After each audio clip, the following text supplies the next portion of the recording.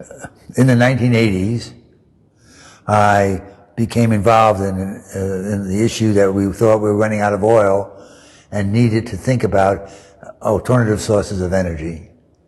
And at that time, as I was thinking about it, I sort of developed what I believed was the sort of ideal solution. That is to mimic nature. So in photosynthesis, you take the sun and the sun's energy, you take CO2 from the air, and you take hydrogen from water, and the plant makes its materials, its barks, its leaves from that, and it makes the energy of life from it. And I thought if we could ever develop an industrial ecology that had as its inputs, we could mimic that using the sun and using the CO2 from the air and the hydrogen from water, then we'd have a very sustainable use of supporting our life. We'd be in complete harmony with nature, and it would be the ideal solution. Well, that sort of stayed in the back of my mind for some period of time, and then eventually started to, I had to develop a course. I'm a professor at Columbia. I had to develop a course on closing the carbon cycle, and I began to think deeply about the issues involved in doing something like that. And then I also ran into Klaus Lackner, who was a professor there as well, who gave a guest lecture and talked about the possibility of doing air capture in one of my classes. And so I realized that that was the missing piece in my technology, in recognizing this idealistic vision of creating an industrial ecosystem that mimicked nature. And so I set about to try to see if I could develop a technology that could do that, and has turned out to be successful in doing so. And what I realized as I was developing the technology and further thinking about it, that we could create a whole renewable energy and materials economy, which had a very interesting feature.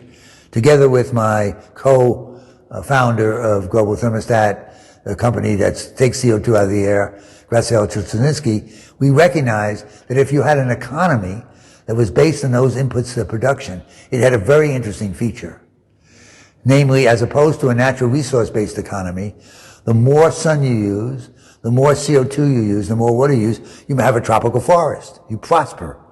It's not like in a natural resource economy, the more industrialization you have, the more damage you do, the more you hurt the environment. So this ability to have a positive feedback loop, that is, the more you did, the more better you were. The better the planet was, the better the people were. It was a win-win situation. And so that made me realize that a crucial thing for addressing the threat of climate change was to use the CO2 that we got from the air and use it to make the energy and the materials we need, and that's sort of called the Renewable Energy and Materials Economy. And since that time, I've been working on REME, wrote the original paper maybe 4 or 5 years ago, and have continually been updating it as new developments have occurred. But about a year ago, 6 months ago, when it became clear about the pandemic, I realized that REME had an additional thing that was crucial to addressing the threat that I hadn't quite appreciated before, and that's the issue of time. So by the pandemic, we recognized time is very important.